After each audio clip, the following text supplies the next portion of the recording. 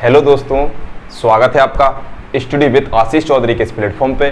दोस्तों, इस प्लेटफॉर्म के माध्यम से हम भारत का भूगोल पढ़ रहे हैं और भारत के भूगोल के अंतर्गत एक क्लास नंबर 15 है। दोस्तों, हम लोगों ने पिछली क्लासेस में हिमालय पर्वत को पढ़ा है। हिमालय पर्वत के अंतर्गत हम लोगों ने हिमालय को उत्तर से दक्षिण में पाई जाने वाली श्रेणियों को पढ़ा और हिमालय को पूरब से पश्चिम प्रादेशिक रूप से बंटवारे के हिसाब से पढ़ा। आज हम हिमालय पर्वत के अंतर्गत पाए जाने वाले विभिन्न प्रकार के दर्रों को पढ़ने जा रहे हैं। सबसे पहले हम समझते हैं ये दर्रे होते क्या हैं।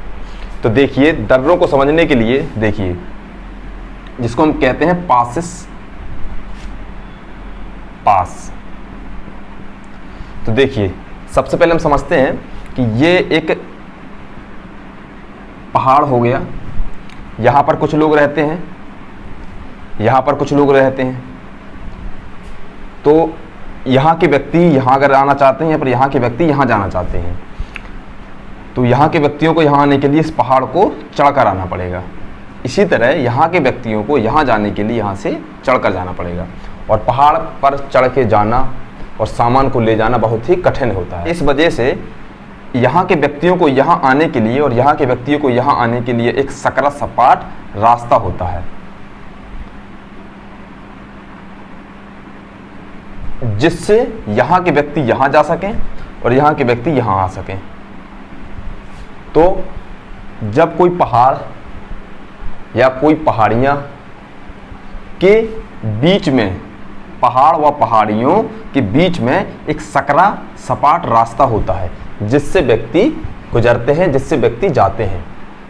तो सीधे समझिए, दो पहाड़ या दो पहाड़ियों के बीच का वो सकरा रास्ता जहाँ से व्यक्ति गुजरता है, उसको कहते हैं हम दर्रा।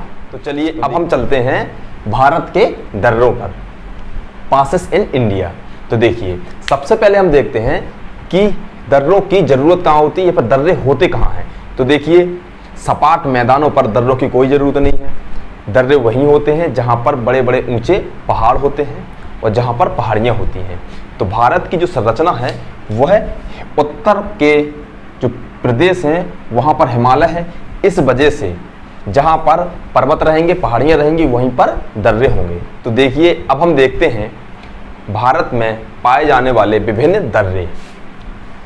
हम दर्रों को राज्यों के हिसाब से देखेंगे। तो देखिए, पहला केंद्र शासित प्रदेश है लद्दाख। तो लद्दाख में एक नहीं बल्कि कई दर्रे पाए जाते हैं। देखिए, पहला आघिल दर्रा या अघिल दर्रा। तो देखिए, अघिल दर्रा की कुछ विशेषताएं हैं, उसी के आधार पर हम देखेंगे। देखिए, अघिल दर्रा की जो स्थिति है मैप में वह है, देखिए ये है अघिल दर्रा।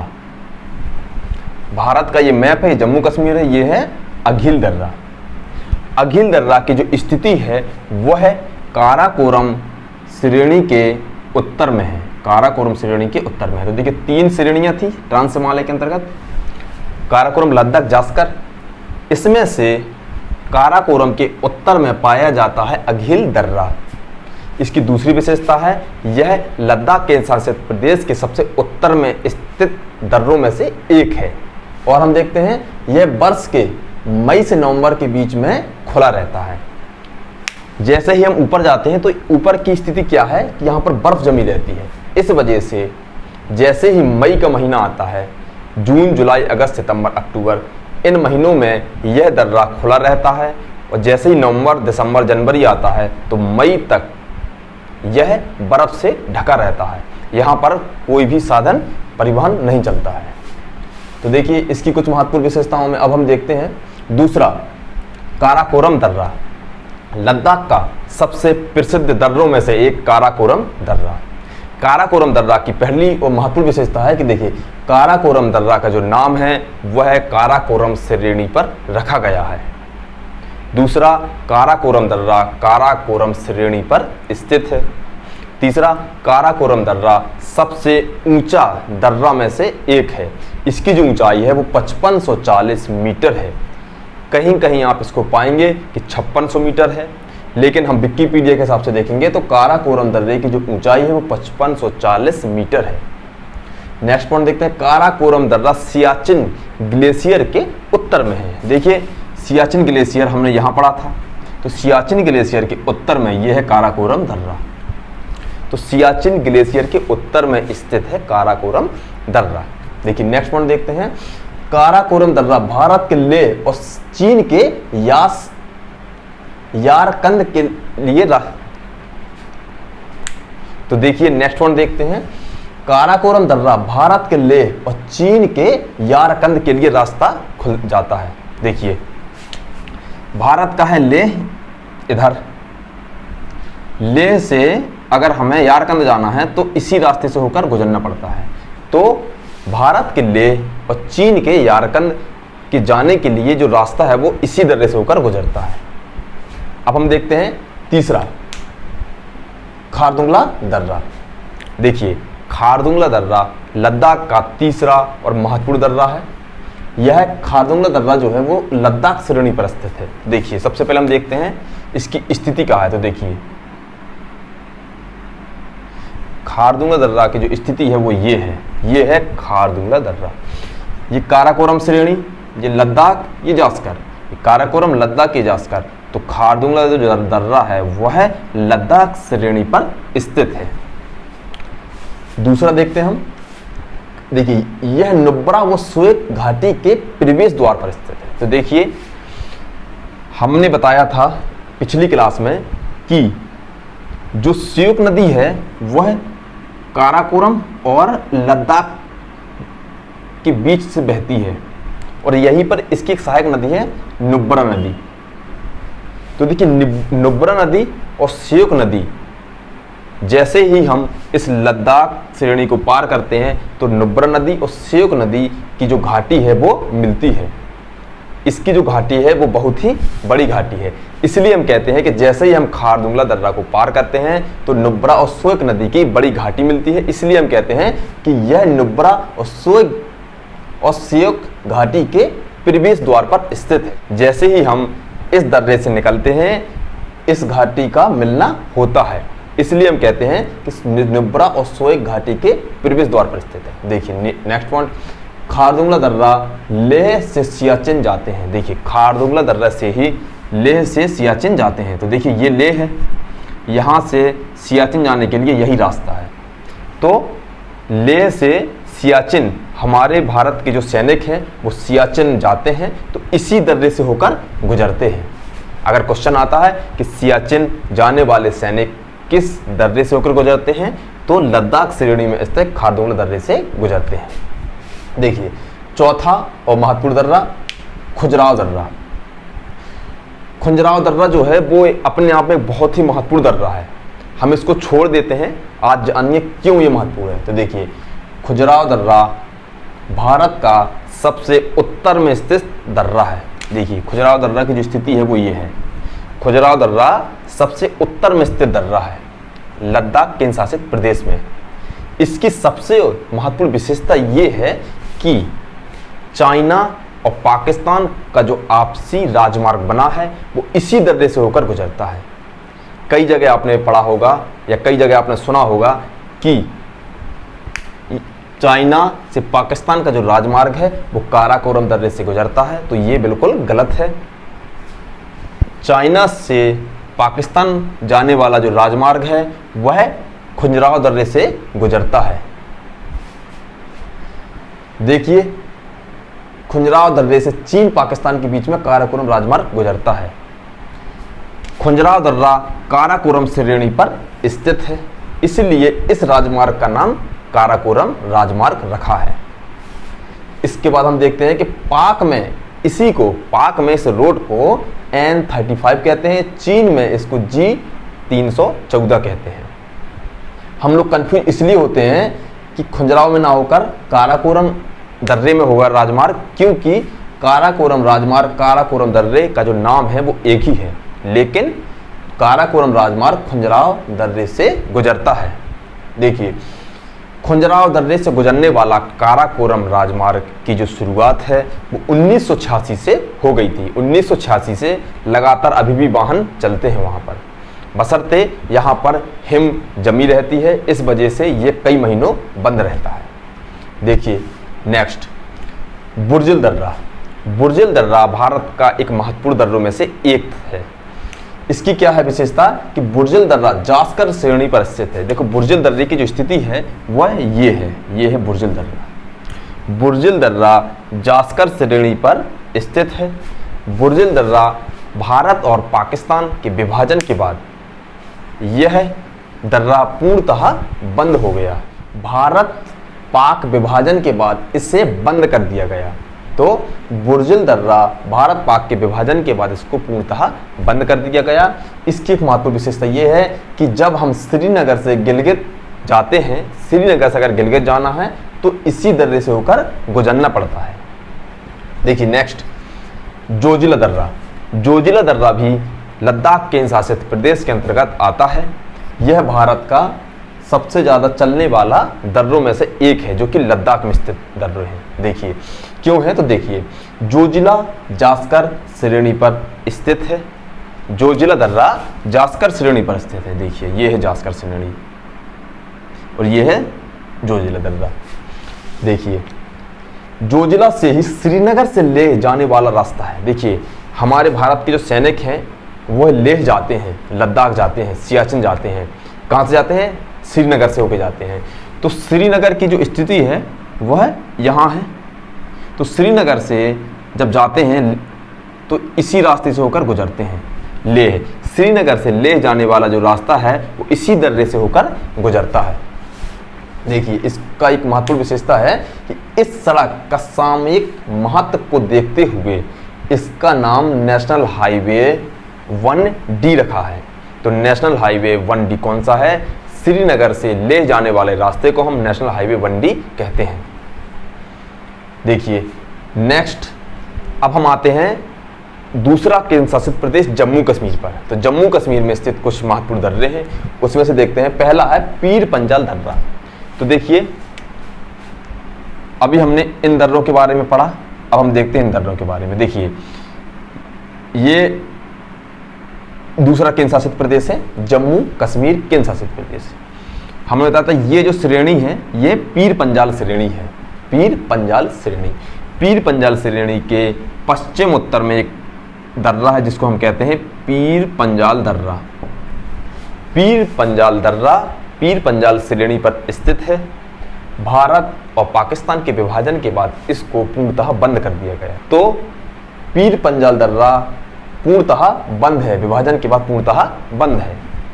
देखिए जम्मू कश्मीर के अंतर्गत आने वाला एक और महत्वपूर्ण दर्रा वर्निहाल दर्रा। सर्वाधिक क्वेश्चन इसी दर्रे से संबंधित आते हैं। देखिए यह दर्रा पीर पंजाल श्रेणी पर स्थित है। पीर पंजाल श्रेणी ये है दर्रा। तो वर्निहाल दर्रा पीर पंजाल श्रेणी पर स्थित है। देखिए जम्मू से श्रीनगर जाने वाला सड़क मार्ग वर्निहाल दर्रे से गुजरता है। जम्मू जो है वो यहाँ है और श्रीनगर है वो यहाँ है। तो जम्मू से श्रीनगर जाने वाला जो रास्ता है वो इसी दर्रे से होकर गुजरता है। तो अगर कहीं क्वेश्चन आता है कि जम्मू से श्रीनगर जाने के लिए किस दर्रे से होकर गुजरना पड़ता है तो आंसर है वर्निहाल दर्रा। देखिए इस सड़क मार्ग को जम्मू कश्मीर सड़क मार्ग भी कहते हैं। इस सड़क मार्ग को जम्मू कश्मीर सड़क मार्ग कहते हैं। इसका नेक्स्ट पॉइंट देखते हैं। इस दर्रे की सबसे अच्छी विशेषता है वो ये है कि इस दर्रे से ही भारत की सबसे प्रसिद्ध जो सुरंग है जवाहर सुरंग, तो वर्निहाल दर्रे पर ही जवाहर सुरंग बनी हुई है। तो जवाहर सुरंग कहाँ पर है? वर्निहाल दर्रे पर। किन दो शहरों के बीच में है? जम्मू और श्रीनगर के बीच। देखिए इस सड़क को हम नेशनल हाईवे 1A कहते हैं। तो नेशनल हाईवे 1A कहाँ पर है? ये है नेशनल हाईवे 1A, ये वर्निहाल दर्रा है। इसी वर्निहाल दर्रे में है जवाहर सुरंग। यह 1956 में खोल दिया गया, मतलब 1956 से यह सुरंग चल रही है। तो क्वेश्चन आते हैं जवाहर सुरंग किन दो शहरों के बीच में है? तो जवाहर सुरंग जम्मू और श्रीनगर के बीच में वर्निहाल दर्रे में है। तो देखिए अब हम आते हैं भारत का एक महत्वपूर्ण प्रदेश हिमाचल प्रदेश में स्थित विभिन्न दर्रों के बारे में। तो हिमाचल प्रदेश का एक प्रसिद्ध दर्रा है बारालाचा ला। तो देखिए बारालाचा ला जो दर्रा है वह स्थित है यहां पर। तो बारालाचा ला दर्रा किस श्रेणी पर स्थित है? तो देखिए ये है काराकोरम, ये है लद्दाख, ये है जास्कर। तो बारालाचा ला दर्रा जास्कर श्रेणी पर स्थित है। यह दर्रा जास्कर श्रेणी पर स्थित है। देखो मंडी से लेह जाने वाला रास्ता इसी से गुजरता है। तो देखिए मंडी जो शहर है वह यहां पर है, तो मंडी से अगर हमें लेह जाना है तो इसी रास्ते से गुजरना पड़ता है।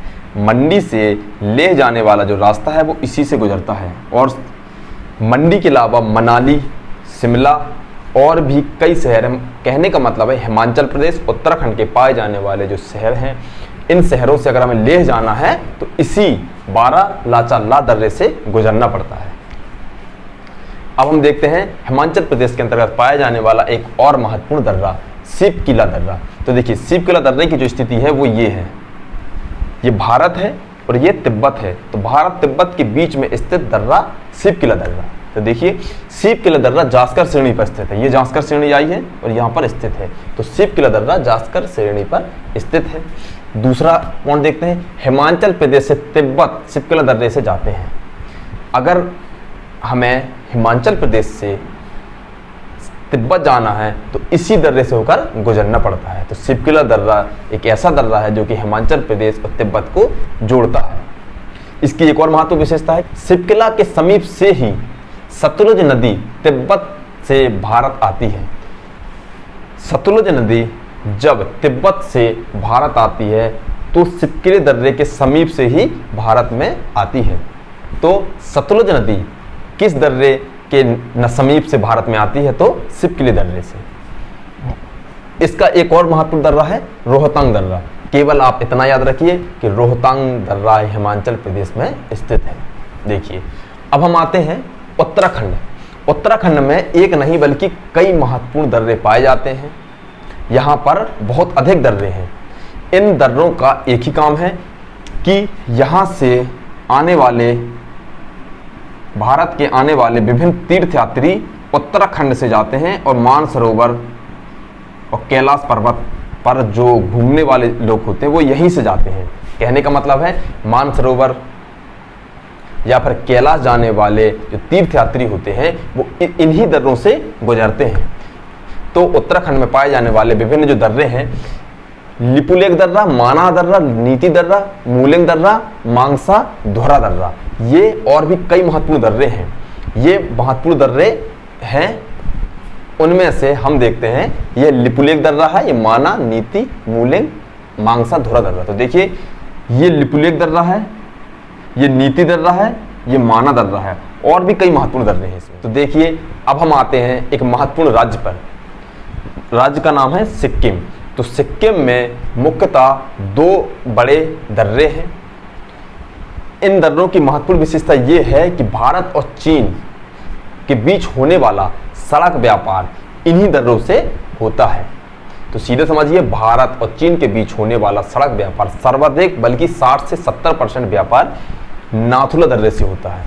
तो सिक्किम में पाया जाने वाला प्रथम दर्रा है वो है नाथुला दर्रा। तो नाथुला दर्रा सिक्किम में है जो कि एक बहुत ही महत्वपूर्ण दर्रा है। तो देखिए नाथुला दर्रे के बारे में जानते हैं। देखिए नाथुला दर्रा हम देखते हैं कि ये हिमालय की कुछ संरचना ऐसी है। हमने पढ़ा था कि यहाँ पर एक बहुत प्रसिद्ध घाटी पाई जाती है जिसको हम कहते हैं चुंबी घाटी। तो हिमालय को एक सपाट मैदान मिलता है, हिमालय के बीच में सपाट मैदान मिलता है जिसको हम कहते हैं चुम्बी घाटी मैदान। तो चुम्बी घाटी के मैदान को जैसे ही हम पार करते हैं तो कई महत्वपूर्ण दर्रे हैं। उन दर्रे में दो महत्वपूर्ण दर्रे हैं जिसको हम कहते हैं नाथुला दर्रा और जेलेपला दर्रा। तो इस चुम्बी घाटी को पार करने के बाद नाथुला दर्रा मिलता है। तो नाथुला दर्रा की महत्वपूर्ण विशेषता है कि नाथुला दर्रा कि जब भारत और चीन के बीच आपसी युद्ध हुआ था 1962 में, तो 1962 के बाद इस दर्रे को पूर्णतः बंद कर दिया गया। भारत और चीन के बीच होने वाला सड़क व्यापार इससे पूर्णतः बंद हो गया। इसके बाद 2006 में इस दर्रे को फिर से खोल दिया गया। तो नाथुला दर्रा 1962 से बंद कर दिया गया और 2006 में फिर से खोल दिया गया। तो देखिए दूसरा दर्रा है जेलेपला दर्रा। सिक्किम में स्थित दूसरा सबसे महत्वपूर्ण दर्रा है जेलिपला दर्रा। जेलिपला दर्रा की सबसे महत्वपूर्ण विशेषता है कि जब हम गंगटोक से लहासा जाते हैं, गंगटोक से लहासा जाते हैं तो इसी जेलिपला दर्रे के द्वारा ही जाते हैं। आइए अब हम देखते हैं एक और महत्वपूर्ण राज्य की ओर, अरुणाचल प्रदेश। अरुणाचल प्रदेश की जो स्थिति है वो देखिए कुछ ऐसी है मैप में। तो देखिए अरुणाचल प्रदेश में बहुत अधिक दर्रे पाए जाते हैं। उन दर्रों में 6 महत्वपूर्ण दर्रों को हमने दर्शाया है। तो देखिए अरुणाचल प्रदेश में बोमडिला दर्रा पाया जाता है। बोमडिला अरुणाचल प्रदेश के सब हिस्से में है। यहाँ पर एक बौद्ध स्थान है जिसके द्वारा ल्हासा के लोग यहाँ पर आते हैं और तिब्बती लोग यहाँ पर आते हैं। तो यह दर्रा अरुणाचल प्रदेश का सबसे अधिक चलने वाला दर्रा है। तो अरुणाचल प्रदेश का सबसे प्रसिद्ध जो दर्रा है वो है बोमडिला दर्रा। और हम देखते हैं यांगयाप दर्रा है, कांगरी कारपोल दर्रा है, दीफू दर्रा है, पांगसांग दर्रा है और लिखा पानी दर्रा है। तो आपको इतना याद करना है कि अरुणाचल प्रदेश में पाए जाने वाले महत्वपूर्ण दर्रों में से हैं बोमडिला, यांगयाप दर्रा, कांगली कारपोल, दीफू दर्रा, पांगसांग दर्रा और लिखा पानी दर्रा। अब हम चलते हैं अगले राज्य पे, मणिपुर। मणिपुर राज्य की जो स्थिति है वो नागालैंड के दक्षिण में है। तो नागालैंड के दक्षिण में स्थित मणिपुर राज्य में एक दर्रा पाया जाता है, उसको हम कहते हैं तुजू दर्रा। तुजू दर्रा भारत के मणिपुर और म्यांमार की आपसी सीमा को जोड़ता है। तुजू दर्रा के द्वारा ही भारत से म्यांमार जाते हैं। तो आज हमने भारत में पाए जाने वाले महत्वपूर्ण दर्रों को पढ़ा। इन दर्रों के अलावा दक्षिण में भी कुछ और महत्वपूर्ण दर्रे हैं। जब हम प्रायद्वीपीय पठार को पढ़ेंगे तो उन दर्रों के बारे में देखेंगे। तो आज हमने भारत में पाए जाने वाले कुछ महत्वपूर्ण दर्रों के बारे में पढ़ा। तो चलिए बने रहिए, धन्यवाद।